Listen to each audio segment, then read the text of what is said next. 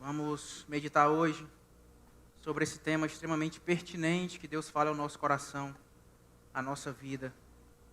Agora, Deus, que o Senhor tenha misericórdia e graça sobre a nossa vida nesse momento. Que o Senhor possa nos guiar e que o Senhor seja rei sobre essa ministração, sobre essa palavra. Tira de nós toda forma de temor, todo pavor. Que a gente aprenda a descansar no Senhor e entender que Tu és Deus, que Tu és o Senhor e que não há outro como o Senhor, Pai. O Senhor tem cuidado de cada detalhe da nossa vida. Nada foge ao Teu propósito. O Senhor cuida de cada aspecto, meu Pai, e eu sei que o Senhor é Deus. Então seja entronizado nas nossas lutas, seja entronizado nas nossas vitórias, seja entronizado nas nossas derrotas, no momento de alívio, no momento de dor, que o Senhor seja entronizado nesse lugar, meu Pai, na nossa vida, em cada ato nosso. Então não nos deixe temer, não nos deixe, meu Deus, agir de maneira exagerada, que a gente descanse entendendo que o Senhor cuida, que a Tua mão está cuidando de nós, o Senhor tem nos colocado de pé. Que esses corações aqui, meu Deus, entendam essa verdade e possam viver um novo tempo a partir de agora, meu Pai. Faz isso em nome de Jesus. Amém. Amém, amados. Está com medo? Quem está com medo aqui? Fecha a luz aí para ver se o negócio melhora. A palavra do Senhor hoje iam ser duas pregações, mas no primeiro culto deu certo pregar ela inteira. Então, esse agora também, como não tem um culto depois, agora que vai dar mesmo. Qualquer coisa a gente passa um pouquinho do tempo. Mas o Senhor nos convida a não temermos. Foi por isso que você veio hoje, talvez, viu a divulgação do culto e viu essa imagem aqui, essa mesma imagem. Tem algo na Bíblia que se repete 365 vezes, uma vez por ano. Quem adivinha o que é? Tem isso, de maneira... O pessoal diz isso, mas não é verdade. Fui pesquisar hoje. Já escutei isso algumas vezes. Tem 365 não temas na Bíblia, um para cada dia do ano. Que lindo. Foi olhar hoje, tem 100, cerca de 100 e poucos não temas. De maneira comum foi se propagando isso. Mas não é importante a quantidade de vezes. O importante é que o nosso Deus nos fala isso. Deus vai falar com você na noite de hoje sobre isso. Não temermos de maneira exagerada. Antes de entrarmos no texto, na palavra, nós precisamos entender o que é o medo. Geralmente o nosso medo está ligado ao desconhecido. Algo que a gente não sabe e não tem clareza sobre o que vai acontecer. Então por isso que o medo conversa tão bem com o amanhã. Porque o amanhã pertence ao amanhã, ainda não é de agora. A gente ainda não tem clareza sobre a nossa vida, nem daqui a 10 minutos. A gente é pego de surpresa em diversos momentos na nossa vida. Talvez no seu dia de hoje você teve algum tipo de susto, medo. Alguma notícia que mexeu com você, que mexeu com a sua rotina. Então o medo, ele se alimenta do desconhecido. Repete comigo, o medo se alimenta do desconhecido. Então a gente, por exemplo, na pandemia, a gente começou a viver aquele momento, até então a gente não tinha vivido um momento como aquele, pandemia global, tudo fechando, e vem aquele temor, aquele desespero, aquele medo, alimentado por algo que a gente nunca viveu, que a gente nunca passou por aquilo.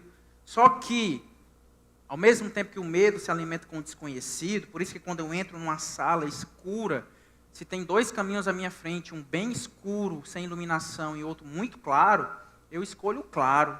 Ainda mais numa rua esquisita, eu vou pelo claro, bem iluminado. Porque no escuro pode ter escondido alguma coisa que vai me fazer mal. Porque pode ser que exista algo desconhecido naquele momento. Então você talvez tenha os seus medos, suas lutas. Você chegou nesse lugar com alguns medos. Aqui na igreja, nós temos alguns irmãos que têm medo de barata. Alguns homens, para ser mais específico. Tem homens e mulheres, na clínica eu já recebi pessoas com fobia de sujeira. Se tocassem algo, tivesse poeira, né, tinha reações fisiológicas a respeito daquilo. Tem pessoas que têm medo de palhaço. Alguém aqui? Pastor, eu entro em desespero, não vou a circo, porque eu tenho medo desse negócio. Assim como eu, deve ter pessoas aqui com medo de altura. Evita a todo custo. Altura. A escada subiu 2, 3 lances, eu já começo a... Então eu evito. Né? Já fui no Insano, lá no Beach Park, por opinião mesmo, para dizer que eu já fui, para botar no currículo, mas me pelando de medo daquele negócio. Mas existe um medo muito mais fundo e profundo que pode limitar. Porque barata, se não tiver um aqui, eu estou tranquilo. altura, eu posso evitar alguns lugares altos, eu estou aqui, a igreja está aqui, não tem nada para eu subir, eu estou de boa. Mas existe um medo que limita a nossa vida, que é o medo da vida. O medo de viver. O medo do que pode acontecer. O medo do próximo tempo, da próxima hora, do próximo dia, da próxima semana. E esse medo, se for tratado com respeito, é até produtivo. Eu ter respeito com a minha vida, por isso me faz eu treinar, malhar, me alimentar bem, porque eu respeito o meu amanhã. Eu não quero no amanhã colher coisas erradas. E esse respeito é produtivo. Só que se for um temor exagerado, vai limitar a sua vida. Você vai perder noites de sono, você não vai caminhar, não vai querer sair de casa. Tudo é muito trágico. Então, o que eu tenho entendido é que nós precisamos de uma boa teologia para vencermos alguns medos da nossa vida. Porque um temor exagerado pela vida, ele reflete um desconhecimento sobre o nosso Deus. Porque o meu Deus, vocês vão completar minhas frases. Meu Deus está no controle de... Nada foge à vontade de... Se você tem essa certeza, você conhece que Deus está no controle de todas as coisas. Fui colocado à prova entre um culto e outro. Estava aqui no momento do louvor ali atrás. E aí me chamaram, porque o Biel tinha batido a cabeça aqui no sementinha e está sangrando, saiu sangrando da igreja. E aí a mãe dele com a minha irmã foi para o hospital com ele, para ver se pega ponto, coisa do tipo. E aí o coração do pastor sobe, sendo provado na própria ministração. Porque eu não estou temendo pela vida dele, eu sei que não foi um corte grande, mas ao mesmo tempo eu estou aqui pensando, meu Deus, meu filho estava chamando o meu nome e eu tinha que ministrar. Tinha que ter liberado uma palavra sobre vida para essas pessoas nesse lugar. Mas eu entendi que Deus está no controle de tudo. Até a queda do meu filho foi permissão do Senhor. E até isso, de alguma forma, vai contribuir para o meu crescimento, para a minha vida, né, e vai me fazer crescer nesse sentido. Talvez você entrou aqui, não com a ferida, ou com alguém da sua família sangrando, mas talvez a sua vida você está passando por um momento de temor, de medo. Mas Deus tem uma palavra, e é Ele que tem essa palavra, que certamente trará paz ao seu coração. Amém? Repete comigo, que Deus traga paz ao meu coração temeroso. É muito mais fácil a gente olhar para os bichos papões da vida, sim ou não? É muito mais fácil a gente olhar para os monstros escondidos no amanhã, na falta ou na escassez. A nação do Senhor, Israel, e você já pode abrir sua Bíblia em Isaías capítulo 41, é o texto que a gente vai percorrer na noite de hoje, versículo por versículo. Do verso 10 em diante, você vai abrindo que eu vou dando o contexto desse texto. A nação do Senhor, Israel, estava morrendo de medo nesse momento aqui. O reino do norte, cerca de 20 anos antes, foi invadido pelos assírios. E o reino do norte se desfez, literalmente. As 10 tribos do norte se desfizeram, foram ocupadas e muitos fugiram, foram para outras terras, outras nações.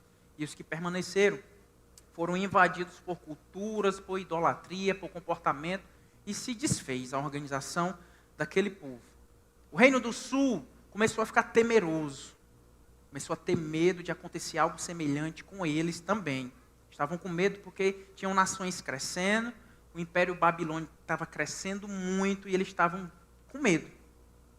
Estavam temendo pela sua nação e pela sua vida. Então Isaías, profeta do Senhor, se levanta nesse contexto e o Senhor libera esse texto aqui para aquela nação naquela época e para a sua vida na noite de hoje. Amém? Então, cada versículo aqui não leia Deus se referindo a Israel. Leia cada versículo Deus se referindo a você, a sua vida, porque talvez você está aqui com medos. Tem coisas que te assustam.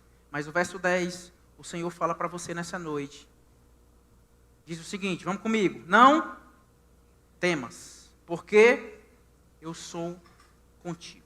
Vamos parar aqui, vamos devagarzinho. Vai dar tempo a gente terminar a ministração. Deu no primeiro culto.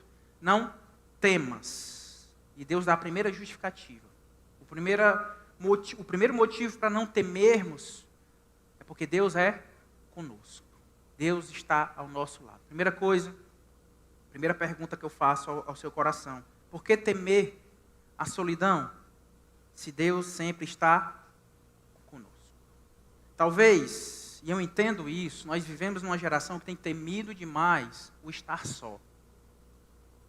Assusta. Imagina, passar por problemas é muito difícil, sim ou não? E passar por problemas sozinho, então, pior ainda mais. Talvez você tenha temido, ou talvez você está nesse contexto de se sentir sozinho. Pastor, estou rodeado de pessoas que se dizem amigos, estou rodeado de pessoas que se dizem minha família, mas no fundo, eu estou morrendo de medo de estar sozinho. O celular é algo que tem concorrido com pessoas na nossa vida e ele nos dá uma falsa sensação de companhia. A pessoa está sozinha, não tem pessoas, não conversa com ninguém, pega o aparelho e finge que está entrando em contato com pessoas, mas já não tem olho no olho, já não tem toque, já não tem expressão, já não tem pele, já não tem toque, não tem um abraço. E aí o celular vai ocupando um espaço que ele não consegue ocupar, que são vidas na nossa vida. Sentir-se só, ou imaginar o nosso futuro sozinho, nos assusta demais. Não há quem planeje a sua vida isolado. Imagina, pensar a sua velhice sem filhos perto de você. Se Deus quiser, na quinta-feira, está chegando a minha filha, a Malu. Já está marcada a cirurgia. Ela vem em paz, em nome do Senhor Jesus. E eu venho pensando, minha filha, provavelmente Gabriel e Davi, 2 homens, ou nem ligar para o pai dele na velhice. Homem cuidar de homem, será? Mas eu espero que a minha filha, minha filhinha, Maluzinha, esteja cuidando do pai dela. Porque eu não imagino esse tipo de coisa. Mas imaginar-se só assusta. Só que o nosso Deus é um Deus que se mostra como nossa companhia. É um Deus que não se afasta de nós.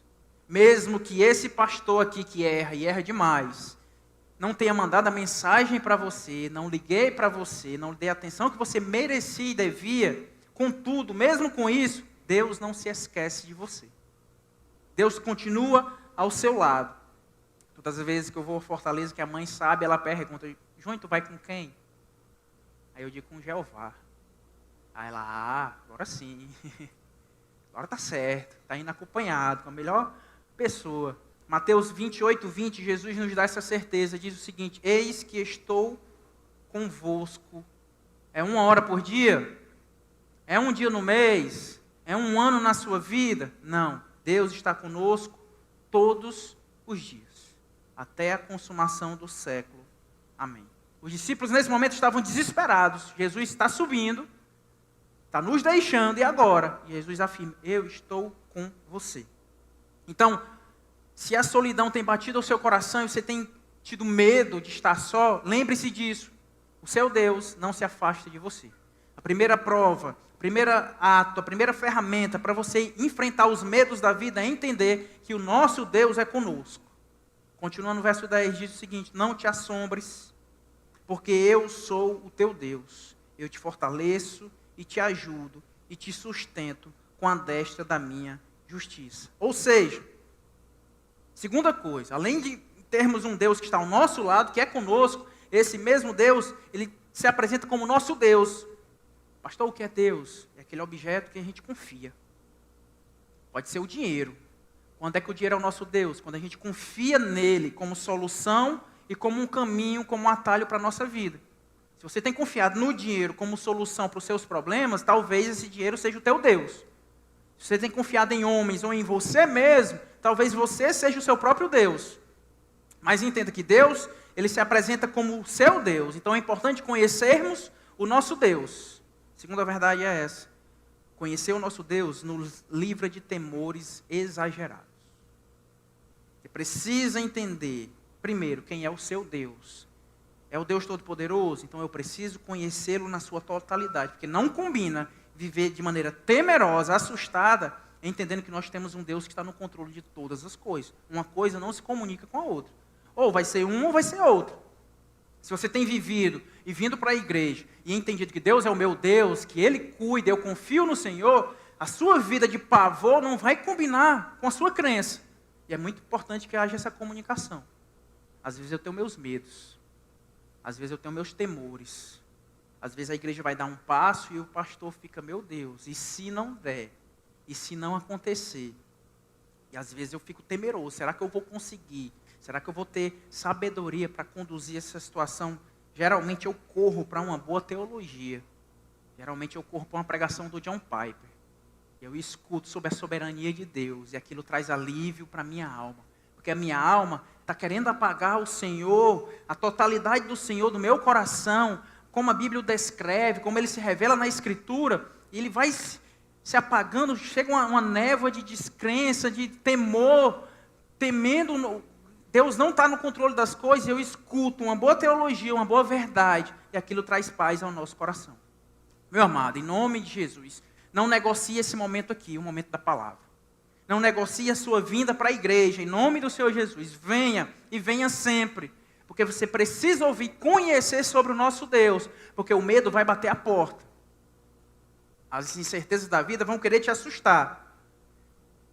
O desconhecido vai querer entrar no seu coração. Mas Corri, ele tem uma frase que me marca muito. Ele diz o seguinte: nunca tenha medo de confiar um futuro desconhecido a um Deus conhecido. Eu não conheço meu futuro. Eu não sabia, entre um culto e outro, que o meu filho ia se acidentar. Nem imaginava esse tipo de coisa. Mas eu confio. Esse meu futuro, os meus próximos 10 minutos, o meu próximo mês, o meu próximo ano, a um Deus que eu conheço. Um Deus que eu sei que está no controle de todas as coisas. E eu sei que é um Deus bom, que é Pai. Um Deus que cuida. Meu amado, Deus cuida de você. Entregue o seu futuro a Ele. Pastor, mas eu ainda não conheço, eu não sei o que vai ser. É sobre isso mesmo. Entregue o desconhecido, o que está escuro, a um Deus que é plenamente conhecido. Um Deus que se revela na Escritura Sagrada. O verso 11 diz o seguinte: eis que envergonhados e confundidos serão todos os que se indignarem contra ti. O versículo começa a falar de inimigos, pessoas que vão se levantar contra você. Tornar-se-ão em nada, e os que contenderem contigo perecerão. Verso 12: buscá-los-ás, mas não os acharás. E os que pelejarem contigo tornar-se-ão em nada, e como coisa que não é. Ou seja, o inimigo vem, o contrário vem, as guerras virão sobre a sua vida, mas Deus diz: olha, que não vão te achar, o mal não te encontrará, aquele que te persegue não achará o seu endereço, não baterá a sua porta, porque Deus vai te guardar, vai confundi-los. É isso que o Senhor está dizendo. Eis que envergonhados e confundidos, verso 11 diz, terceira verdade, meu amado: por que temer o mal, se até o nosso inimigo é submisso ao nosso Deus? Sabe quem é o seu inimigo? Quem acha que é o vizinho? Quem acha que é o colega de trabalho? Quem acha que é a pessoa, pastor, meu inimigo é o meu marido. Aquele homem quer o meu mal, não tem explicação. Aquele homem quer, não tem lógica. Se você acha que é a alma, que é carne, Efésios 6,12 diz: pois a nossa luta, ou seja, o nosso embate, não é contra o quê? Carne e sangue, ou seja, contra pessoas, mas contra principados e potestades, contra os dominadores deste mundo de trevas, contra as forças espirituais do mal nas regiões celestiais. Ou seja, nosso adversário não são homens. Amém? Repete comigo: o meu inimigo não é um homem. Não é. Estão te perseguindo? Esse não é teu inimigo. Jesus nos convida ao contrário. Ore por essas pessoas que te perseguem. Bateu num lado, você vai apresentar o outro. Mas o diabo, seu inimigo verdadeiro, ele pede permissão. Olha o que essa frase diz: até o seu inimigo é submisso ao nosso Deus. Então, por que temer o mal? Por que temer o mal? O diabo pede permissão para fazer ações, e Deus deixa ou não deixa. Lucas 22, verso 31. Jesus, olhando para Pedro, diz o seguinte: Simão, Simão, eis que Satanás vos pediu para vos peneirar como trigo. Pediu permissão. Lembra da história de Jó? O diabo chega diante do Senhor e pede permissão para tocar na vida de Jó. Então entenda isso, que até o seu inimigo é submisso ao Deus que é todo poderoso. Então para que está desesperado, puxando os cabelos, com medo de entrar em casa, com medo do cômodo, com medo daquilo, com medo de... Se Deus é o teu Deus e Deus te guarda, se o mal, para fazer algo contra a sua vida, precisa pedir permissão ao Deus que é todo poderoso. Daniel capítulo 3, 3 homens são confrontados. Qual é o nome deles? Sadraque, Mesaque e Abednego. E esses homens, Nabucodonosor coloca um decreto e faz uma estátua que toda a nação teria que se prostrar diante daquela estátua em adoração. Esses homens batem no peito, no coração e dizem: nós não nos prostraremos. Só existe um Deus Todo-Poderoso. Eles negam aquilo. Ele então manda esquentar a fornalha 7 vezes mais, os amarra e os joga. Jogam todos eles naquela fornalha. Naquele momento que eles estão lá, no meio do fogo extremamente quente, surge o quarto homem. Além do fogo não os consumir, eles recebem a companhia divina naquele momento de dor. Meu amado, em nome do Senhor Jesus, talvez você está aqui num contexto de fornalha. Talvez a sua vida, o seu contexto, o seu coração, pessoas te jogaram em um lugar de dor, de sofrimento, e você está se sentindo preso ali, porque a Escritura diz que eles foram amarrados e jogados naquele local onde tinha muito fogo. Duas coisas acontecem. Primeiro, Jesus aparece, eu creio que é o próprio Cristo que aparece naquele local e começa a caminhar com eles, como esse homem entrou agora, e faz companhia àqueles homens, e começam a andar 4 homens agora naquele local, mas o fogo faz uma coisa. Quem me ajuda? O fogo queima algo muito específico. Pastor, foi o cabelo dele, saíram tudo careca de lá. Foi a roupa dele, saíram tudo nu daquele lugar. Não foi. O fogo queima as cordas. Então, em nome de Jesus, fala para a pessoa do seu lado, em nome de Jesus, sabe esse fogo? Ele vai te libertar. Amém? Está doendo, irmão? Está queimando? 2 coisas vão acontecer. Eu libero uma palavra profética na sua vida. Primeiro, você vai ver claramente a companhia de Jesus no meio da fornalha. Tem coisas que a gente só prova de Jesus no meio da dor, no meio do sofrimento, no meio da acusação, no meio da perseguição. Tem coisas que precisa doer para a gente abrir os olhos e ver: puxa vida, tem alguém comigo. Eu sozinho eu não ia caminhar, pastor. Eu já teria desistido, eu já teria parado. Mas eu sinto uma presença comigo. É o Deus poderoso que está contigo. Deus Todo-Poderoso. E a segunda coisa que acontece é que as cordas queimam. Aquilo que aprisionava, o fogo queima. O fogo da dor vai queimar. Meu amado, talvez seu casamento está por um fio. Talvez você está vivendo preso nas drogas, no mundo, e não consegue sair. Tem pessoas que chegam nesse lugar aqui debaixo de muita pancada. Pastor, a dor me trouxe para a igreja. Alguém se assemelha a isso? Pastor, eu levei pancada. O fogo precisou torar. Mas eu vim, encontrei a liberdade em meio à dor na minha vida, na minha alma. Talvez você veio para cá e aceitou esse convite para vir para cá porque talvez está doendo. 2 coisas. Você vai conhecer Jesus em nome do Senhor. Se veio, se prepare. Nesse lugar você vai ouvir falar de um Jesus presente, real, próximo. E nesse lugar, mediante o Espírito Santo, existe liberdade em você. Toda forma de vício, de corrente, de corda, seja rompida na sua vida, em nome do Senhor Jesus. Mas existe essa libertação que só vem diante do fogo, diante da dificuldade. Verso 13 diz o seguinte: porque eu, o Senhor, teu Deus, o que é que Deus faz? Te tomo pela tua mão direita e te digo: não temas, eu te ajudo. Sabe aquele momento que a gente não quer andar? Talvez você se encontre nessa fase na sua vida. Momento que eu queria ficar sentado, pastor. Eu queria desistir. Na verdade, eu queria desistir de tudo. Eu não queria nem mais trabalhar, nem vir para a igreja, nem mais cantar. Nesse momento aqui, Deus está dizendo: olha, meu filho, eu sei que você está nesse estado, mas eu te tomo pela sua mão direita. A mão que o guerreiro guerreia. Por essa mão aqui. Porque para você tocar nessa minha mão, você tem que largar a sua espada, se render.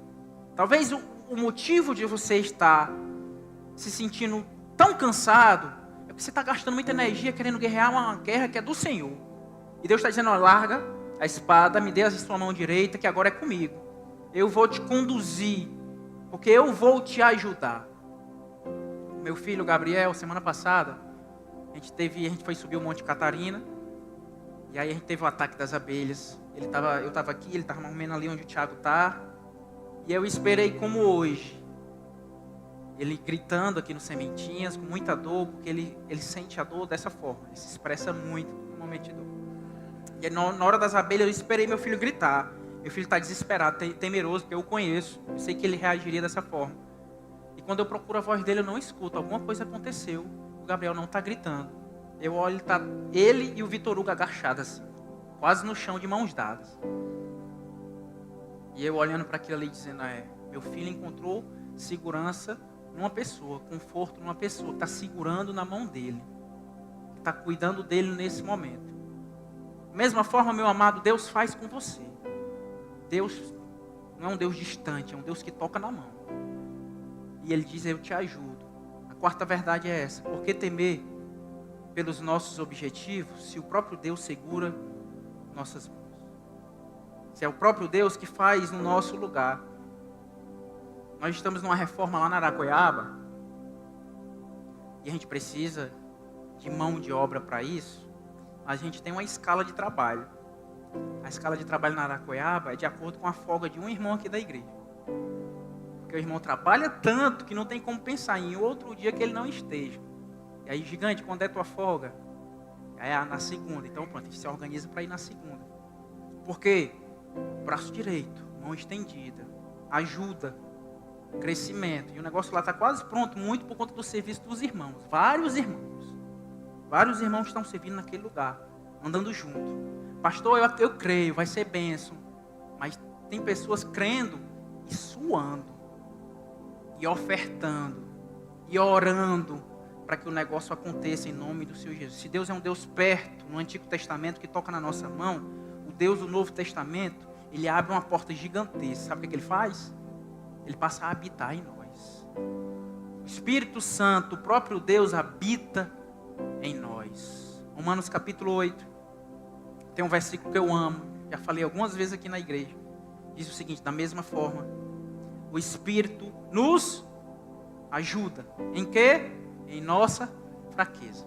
Essa palavra ajuda. Toda florescer tem que conhecer no grego. É a palavra sunan, tilan, tilabanumai. Que quer dizer o quê? Trabalhar em conjunto. Trabalhar junto. Lado a lado. Sabe o que é que o nosso erro? A gente diz, Espírito Santo, vai, faz. E o Espírito Santo diz, não, eu não trabalho assim não. Eu trabalho em conjunto. Eu vou te capacitar. Eu vou te ajudar. Mas você vai também. Você dá passos também. Às vezes o crente ora demais, colocando para o Senhor fazer. O Espírito Santo dizendo, não, eu trabalho de outra forma. É em conjunto. Eu quero que esse púlpito saia daqui. Vai lá, Espírito Santo, carrega só. Não. Ele diz, olha, pega de um lado que eu pego do outro. Faz a sua parte que eu faço a minha. Trabalho em conjunto. É isso que Deus faz. Então por que temer?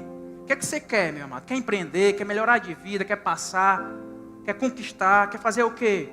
Ora, mas entenda. Você vai estudar, sim ou não? Você vai se capacitar. Você vai correr riscos que o empreendimento faz que a gente corra. Se esforçar muito, suar muito. Chorar muitas vezes. E aí o Espírito Santo, em conjunto com você, vai te capacitando para que os seus objetivos sejam alcançados segundo a vontade de Deus. Nada de crente deitado em rede, esperando que Deus faça. O Espírito Santo está dizendo, vou deitar também, o negócio é deitar, vou ficar aqui na rede com você, né? Trabalho conjunto, então vamos dormir juntos. Ele espera que você faça, sai do seu lugar e faça em nome do Senhor Jesus. Verso 14 diz assim, olha, não temas. Esse versículo aqui me pegou, porque do nada vem essa afirmação. Deus está incentivando, elogiando, eu vou pegar na sua mão, eu vou te incentivar, não temas, sou teu Deus. E de repente, olha aqui, não temas, tu, bichinho de Jacó, povozinho de Israel, eu te ajudo, diz o Senhor, e o teu Redentor é o Santo de Israel. Deus de repente começa a baixar o povo. Não é um texto de motivar, mas a motivação da maneira certa, no Senhor. Deus começa a dizer, olha, bichinho de Jacó, se coloque no seu lugar. Povozinho, você está querendo caminhar sem mim? Você acha que a luta é sua, somente sua? Você acha que o poder está em você? Você está confiando no seu exército, nos seus cavaleiros, nos seus carros de guerra? Deus diz, olha, povozinho, bichinho, olhe para mim que eu sou Deus. Verso 5, quinta afirmação, por que olhar para as suas forças, se temos um Deus que guerreia em nosso lugar. Pergunta para a pessoa do seu lado: quem é você diante de Deus? Pergunta para ela. Quem é você, bichinho, povozinho? Quem é você diante do Deus Todo-Poderoso, Criador dos céus e da terra? Está no controle de todas. Quem é você? Que sabedoria é essa que você acha que vai resolver por você e não considera o Senhor? Pastor, eu sou bom, pastor. Eu sou o cara, pastor. O leão que fez uma tatuagem com a minha foto no braço dele. Pastor, eu sou tão bom que o exército que vai me servir nos meus 18 anos. Sou o cara. Quem é você? Tem muito crente se achando e querendo lutar e vencer na sua força. Sabe o que o Senhor te diz? Salmo 46, verso 10. Parem de lutar e saibam que eu sou Deus. Para de espernear. Para de gritar. Para de ficar desesperado. Tem hora que você tem que largar a espada e dizer: Deus, faz. Eu estou aqui, eu vou caminhar, vou fazer a minha parte. Mas eu estou confiando demais em mim.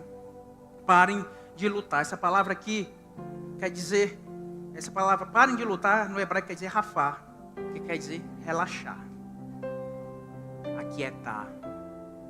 E Deus está dizendo: olha, ei, está muito inchadão. Aqueles meninos que vão brigar, levanta logo o peito. Ei, calma. Guarda aí um pouquinho. O Senhor está dizendo: olha, deixa eu agir. Deixa eu fazer. Para de olhar demais para você. O verso 15 diz: eis que te farei um trilho cortante e novo, com dentes duplos. Trilharás os montes e os moerás, e os outeiros tornarás como a progana. Tu os padejarás, e o vento os levará, e a tempestade os espalhará. Tu, porém, te alegrarás no Senhor, e te gloriarás no Santo de Israel.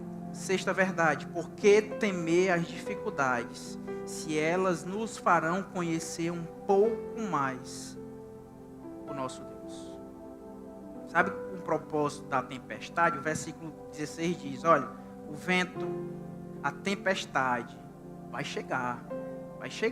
Talvez você está: pastor, estou no meio de uma tempestade, literalmente. Certa vez os discípulos se encontraram no meio dessa tempestade. O vento forte, o mar revoltado. Jesus fazia o que no barco? Dormia. Os discípulos acordam Jesus: Jesus, o senhor não está vendo o que está acontecendo? A gente vai padecer, nós vamos morrer. Os discípulos ficam desesperados, com um temor excessivo. O verso Mateus 8, 26, Jesus responde o seguinte: por que temeis, homens de pequena fé? Então, levantando-se, repreendeu os ventos e o mar, e houve grande tranquilidade. Verso 27. E os homens se maravilharam, dizendo: quem é este, que até os ventos e o mar lhe obedecem? Sabe o que aconteceu aqui? Os discípulos andavam com Jesus, achavam que o conheciam, mas de repente se levanta uma parte de Jesus que eles não conheciam ainda. E Jesus diz: olha, acabou o vento, acabou o mar, tranquilidade novamente. Os discípulos ficam de boca aberta: quem é esse cara? Eu achava que era um cara que só fazia milagres, mas até a natureza escuta e obedece a voz dele. Meu amado, se tempestade tem vindo sobre a sua vida, eu quero te dizer que para de resmungar, para de reclamar. Você está prestes a conhecer uma nova parte do nosso Deus. Um Deus que se revela, e algumas dores na nossa vida, alguns atos, alguns fogos na nossa vida servem para a gente conhecer um Deus, uma parte do Senhor que a gente não conhecia. Então, por que temer tempestades da vida, se Deus acalma e muda tudo com a sua voz? Está com medo? Está desesperado? Nosso Deus cuida. Você vai conhecer uma parte do Senhor que somente a dor, a tempestade, o medo pode te ofertar. Então conheça. A tempestade pode vir, mas Deus continua no controle. Romanos 8, 28 diz: sabemos que Deus age em todas as coisas, não numa parte, não numa porção, Não em detalhes específicos, mas em tudo. Dele age em todas as coisas. Para o que, igreja? Para o bem daqueles dos que foram chamados de acordo com o seu propósito. Então descansa. Está doendo? Tem fogo? Tem tempestade? Tem vento? Aprenda, descansa. Eu sei que o meu Deus está agindo nisso, para o bem daqueles que o amam.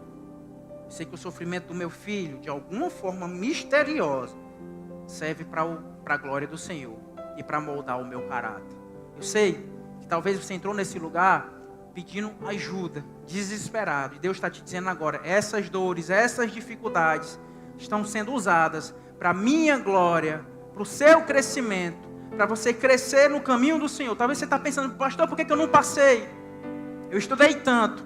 Entenda e aceite a boa, perfeita e agradável vontade de Deus. Pastor, por que terminou o namoro? Porque Deus sabe o que é melhor para você. Pastor, por que eu não consegui um emprego? Porque Deus é soberano e tem o melhor para a sua vida. Pastor, por que a doença veio? Por que a cura não chegou? Porque Deus é Deus. E Ele sabe o que é o melhor para a sua vida. E isso, de alguma forma, sobrenatural, vai cooperar para o seu crescimento. Você vai provar e ver um Deus que cuida nos detalhes. Verso 17 diz, os aflitos e necessitados buscam o quê? Águas, e não há, e a sua língua se seca de sede. Eu, o Senhor, os ouvirei. Eu, o Deus de Israel, não os desampararei. Abrirei rios em lugares altos e fontes no meio dos vales. Tornarei o deserto em tanques de águas e a terra seca em mananciais. Sétima verdade, por que temer a escassez? Se o nosso Deus abre fontes, até no deserto. Talvez você está nesse contexto. Pastor, eu estou com sede. Sabe o que é sede de não ter 10 reaisinho? Primeiro culto, o Senhor veio falar comigo. Pastor, eu estou aqui, estou vivendo no meio da rua. Tinha um dinheiro, me roubaram, vim para o culto aqui. Eu sou lá de Fortaleza. Dormi de ontem para hoje por aqui. Sabe o que é estar num nível de escassez como esse? Eu perguntei a ele como é que a igreja poderia ajudá-lo. Pastor, eu preciso só do dinheiro da passagem para voltar para Fortaleza, porque nem isso eu tenho, nem isso me deram. Nem isso eu consegui. E aí eu pedi um irmão aqui para conseguir os 20 reais para ele voltar para Fortaleza. Eu acho que 20 reais dá, não tenho nem ideia de passagem. Mas a gente conseguiu esse valor para ele voltar. Escassez. Talvez você está nesse contexto de escassez. Faltando, não tendo, bate e não abre, já não tem água, já não tem o que beber, mas o nosso Deus é um Deus que vai jorrar água no deserto. Talvez você está num deserto agora, talvez você está no deserto espiritual, emocional. Você sorria antes, agora pastor, eu não sei o que é isso, eu estou tão triste, eu não quero andar, caminhar. Na verdade eu tenho medo de viver. Nosso Deus é um Deus que faz com que jorre água em meio ao nosso deserto. Sabe por que a gente erra muitas vezes? A gente pede demais para Deus nos tirar do deserto. Mas a gente tem que entender que se Deus nos colocou lá, e Deus é um Deus soberano, nós vamos conhecer, nós vamos aprender, nós vamos crescer no meio daquele negócio. E a gente vai poder provar, e somente ali naquele lugar, na escassez, nós vamos descobrir o Jeová Jireh, o Deus da providência. Coisa que na abundância a gente não conhece, mas o deserto nos dá essa oportunidade. E aí, pastor, eu estou com frio no deserto, e Deus se revela com uma coluna de fogo, e vem com resposta para a sua alma, e te aquece. E o sol está escaldante, Deus vem como uma nuvem, para te cobrir, te trazer alento, mas no deserto, eu estou com fome, saudade de carne, e Deus envia andorinhas, e Deus envia o pão, mas tudo isso no deserto. Meu amado, existem milagres que vão acontecer na sua vida somente no deserto.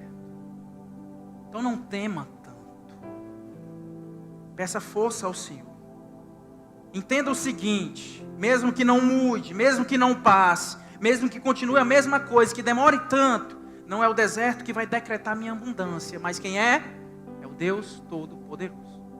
O Deus que faz jorrar a água no meio do deserto. O Deus que manda comida quando ninguém espera.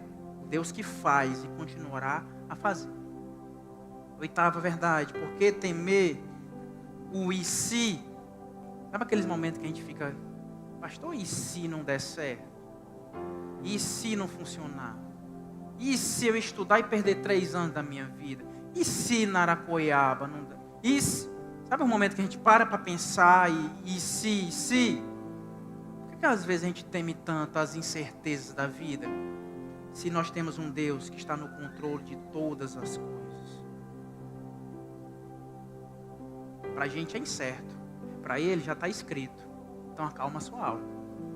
Fique em paz. Ele conhece todas as coisas. O amanhã pode nos assustar. Tem quantas pessoas deixam de viver o hoje pensando no amanhã? Se assustam, porque é escuro. Ninguém conhece. Mas existe uma vacina contra o amanhã. Sabe qual é essa vacina? Decora. Escreve em algum lugar. Mateus capítulo 6, do verso 25 em diante. Não esquece. De vez em quando eu estou pensando no amanhã. Meu Deus, como é que vai ser? Como é que vai dar certo? A conta não vai fechar. Como é que... E aí eu lembro, meu Deus. Mateus 6, do 25 em diante. Preciso tomar mais uma dose, porque está passando o efeito da primeira. Eu vou lá e corro para escutar mais uma vez a voz do Senhor. Verso 25 em diante. Vamos comigo. Portanto, eu lhes digo, não se preocupem com suas próprias vidas, quanto ao que comer ou beber, nem com seus próprios, quanto ao que vestir. Não é a vida mais importante do que a comida e o corpo mais importante do que a roupa? Observem as aves do céu, não semeiam, nem colhem, nem armazenam em celeiros, contudo o Pai Celestial as alimenta. Não têm vocês muito mais valor que elas? Quem de vocês, por mais que se preocupe, pode acrescentar 1 hora que seja a sua vida? Por que vocês se preocupam com roupas? Vejam como crescem os lírios do campo. Eles não trabalham, nem tecem.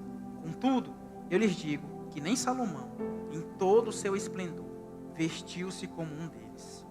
Se Deus veste assim a erva do campo, que hoje existe e amanhã é lançada ao fogo, não vestirá muito mais a vocês, homens de pequena fé. Portanto, não se preocupem dizendo que vamos comer, ou que vamos beber, ou que vamos vestir. Pois os pagãos ou os descrentes é que correm atrás dessas coisas. Mas o Pai Celestial sabe que vocês precisam delas. Todo mundo, busquem, pois, em primeiro lugar, o reino de Deus e a sua justiça, e todas essas coisas lhes serão acrescentadas. Portanto, não se preocupem pois o amanhã se preocupará consigo mesmo. Basta a cada dia o seu próprio mal. Amém? Todo mundo vacinado? Se possível, toma diariamente a dose dessa vacina. Basta cada dia seu próprio mal. Tem problema ou não tem problema suficiente para hoje? Tem, pastor, tem muito. Então, por que querer antecipar? Teus desafios de amanhã é amanhã. Hoje nós já temos coisas suficientes para fazer, para resolver. Busca acima de tudo, 33. Em primeiro lugar, o quê? O reino de Deus e a sua justiça. Amanhã pertence a Deus. Não tema o seu futuro. Você crê que Deus está no controle de todas as coisas? Sim ou não? Olha para a pessoa do seu lado e diga para ela: Deus está no controle de tudo. Fique em paz. A gente teme amanhã porque a gente desconhece o nosso Deus. Espero que você saia daqui curado dessa mentira. Deus cuida de tudo. Se Deus cuida de um pardalzinho, olha quem é você. Você que, pastor, a gente é um bichinho, isso, povozinho, isso. Mas olha o pardal sendo alimentado. Toda vez que você vê um passarinho no meio da rua, lembra, olha aí, esse passarinho está vivo. Tem o que comer. Deus cuida dele, quanto mais não cuidará de você. Ninguém vê um pardal desesperado num fio desse, com as mãos levantadas, com as asas, com a mão na cabeça assim, preocupado. E agora? Cadê o arroz? O que é que eu vou comer? Ninguém vê. Está lá em paz, está tranquilo. Na hora que o mosquito vacila, ele vai lá e come. Quanto mais a nós. Deus cuidará de você em nome do Senhor Jesus. Então vivam hoje. Vivam hoje. Para de pensar no amanhã. Para de ter medo do amanhã. Para de perder noite pensando no amanhã. Quantas noites a gente deixa de dormir pensando na próxima semana, no próximo mês, no próximo empreendimento. Começa a olhar para Deus, o Senhor, que está te dando forças hoje. Luta por hoje.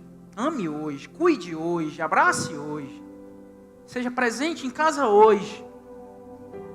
Está do lado de alguém que você ama, diga para ele, eu te amo. Hoje, agora, nesse momento. Não deixa para depois. Viva, seja crente hoje. Adore ao Senhor hoje, busque Ele hoje. Com as forças que Ele tem te dado agora, com o suspiro, a respiração de agora. Daqui a 10 minutos ninguém sabe. Porque Ele é Deus. Ele é o Senhor. Última coisa, verso 20. Deus encerra essa afirmação com um versículo primoroso na palavra dele. Por que que Deus é o nosso Deus? Por que que Deus está cuidando de tudo? Por que que Deus nos pega pela mão? Por que que Deus nos coloca de pé? Por que que Deus tem cuidado de nós? Por que que todas as coisas Deus está nos detalhes cuidando de nós? E Deus cuida de tudo para que o verso 20 aconteça. Diz o seguinte: para que todos vejam e saibam e considerem e juntamente entendam que a mão do Senhor fez isso e o Santo de Israel o criou. Meu amado, você não é fruto do acaso. Ah, pastor, eu fui vencedor desde o início. Eu cheguei primeiro lá. Todos os espermatozoides ficaram para trás, sou o veloz. Nada. Plano soberano do Deus que te criou. Você não é fruto de uma loteria entre vários espermatozoides. Você não foi o acaso. Foi Deus, desde o início. Você é preguiçoso, você sabe disso. Deus foi te empurrando na frente do negócio. Porque Ele tinha propósito em você. Não nos milhões que ficaram para trás, mas em você. Porque Ele te criou. Para quê que Deus te criou? Para que todos, volta o versículo. Para que todos vejam e saibam e considerem e juntamente entendam que a mão do Senhor fez isso. Sabe por que as tempestades vêm? Para que todos vejam, saibam e considerem e juntamente entendam que você permaneceu em meio às pancadas da vida, não pela sua força, amém? Mas porque Deus tem te sustentado. Sabe por que você não desiste? Sabe por que você não olha para trás? Sabe por que você não paralisa? Pastor, minha família olha para mim, por que você ainda vai para a igreja? Depois que você entrou lá, é tanta peia, é tanta escassez. Depois daquela igreja florescer, é tanto problema, é tanta dificuldade. E você olha para você mesmo, meu Deus, eu ainda estou lá mesmo. Eu ainda estou resistindo. Eu continuo crente.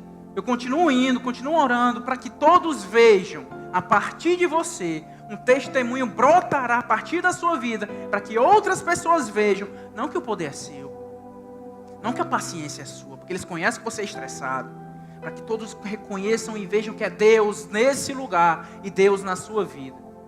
Sabe por que eu tenho fé?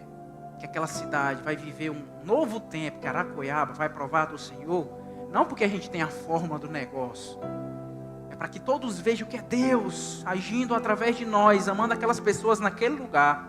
Sabe por que você permanece? Porque você continua. Sabe por que Deus te empurra? Você querendo desistir, Deus colocando as armas na sua mão e tomando pela mão, vamos. Você sabe que às vezes Deus te puxa. Às vezes não mais pela mão, mas pelos cabelos. Quer ser teimoso. Para que todos vejam que é Deus que está te fala, meu Deus.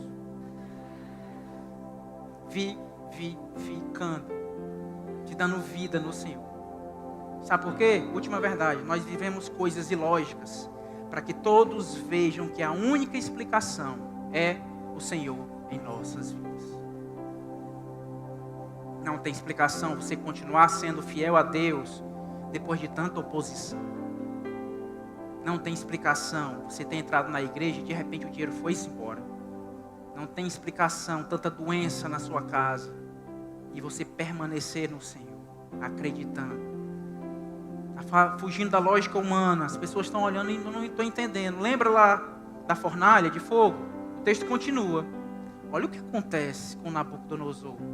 Verso 28. Falou Nabucodonosor e disse: bendito seja o Deus de Sadraque, Mesaque e Abednego, que enviou o seu anjo e livrou os seus servos que confiaram nele, pois violaram a palavra do rei e entregaram os seus corpos para que não servissem nem adorassem algum outro Deus, senão o seu Deus. Por mim, pois, se faz um decreto, que todo povo, nação e língua, que disser blasfêmia contra o Deus de Sadraque, Mesaque e Abednego, seja despedaçado, e as suas casas sejam feitas um monturo.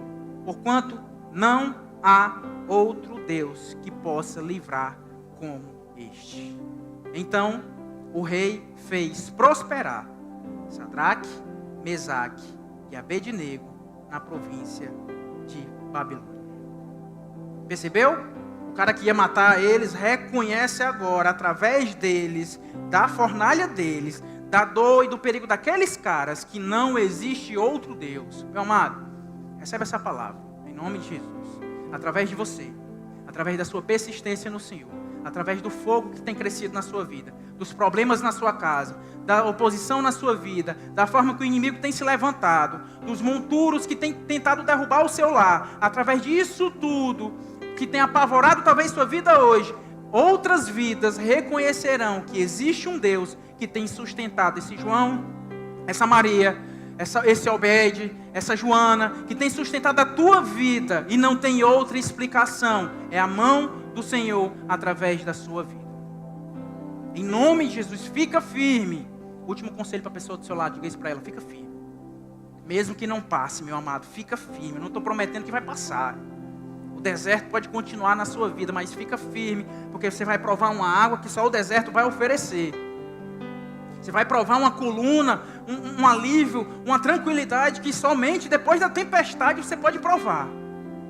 Fica firme no Senhor, não temas, Deus tem propósito, Deus está cuidando e Deus continua a fazer. Enquanto que todo mundo diz para você desistir, você permanece em nome de Jesus. Enquanto que as palavras te ferem, pessoas vão se levantar contra você, você vai amar em nome de Jesus. Se os problemas te mandam recuar, você vai avançar em nome do Senhor Jesus. Para encerrar, último texto, João capítulo 14, verso 27, Jesus olha para nós e diz o seguinte: deixo-vos a paz. A minha paz vos dou. Tem alguém precisando de paz aqui? O medo quer tirar nossa paz. O amanhã quer tirar nossa paz. As incertezas querem tirar nossa paz. Receba a paz de Cristo em nome do Senhor Jesus. Sabe esse negócio de paz do Senhor? Não é uma saudação de crente, não. Tem que ser algo profundo. Receba a paz de Cristo. A paz do Senhor esteja com você, meu irmão. Em nome. Dê a paz do Senhor à pessoa do seu lado. Agora de uma maneira diferente. A paz de Cristo invada o seu coração. Lance fora todo medo. Olhe para Ele, o Rei dos Reis, o Senhor dos Senhores. Ele nos dá paz que excede todo entendimento. Deus, o texto diz que Ele não nos dá a paz como o mundo dá. Porque a paz do mundo depende do quê? Das circunstâncias, sim ou não? Para eu estar em paz no mundo, eu tenho que ter dinheiro, tenho que ter carro, tenho que ter amigos, tenho que ter uma casa, tenho que ter um monte de coisa. Com Jesus não. É no deserto, na escassez, faltando água, energia cortada, andando só para um lado, o outro lado parado e com maquiagem mal feita. E lá o crente em paz, feliz, festejando, gritando e dizendo: Pai, muito obrigado, Pai. Essa paz só Jesus pode dar na sua vida. Ele diz: não se turbe o vosso coração, nem se atemorize, porque Ele é Deus. Amém? Fique de pé no seu lugar em nome de Jesus.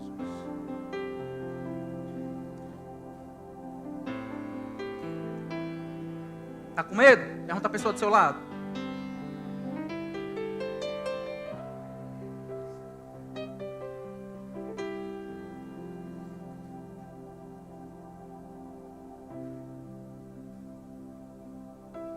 querido, na vida nós temos algumas incertezas.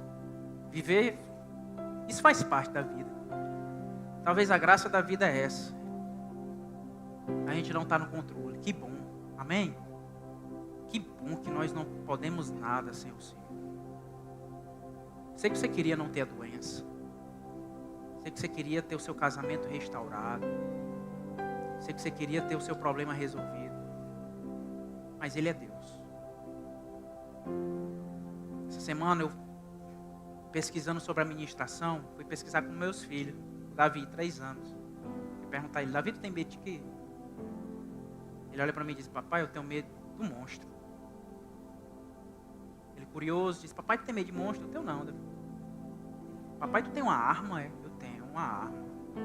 Me protege não só dos monstros, mas qualquer coisa. Cadê, papai? Ele começou a procurar a arma, achando que ia encontrar um revólver, alguma coisa do tipo.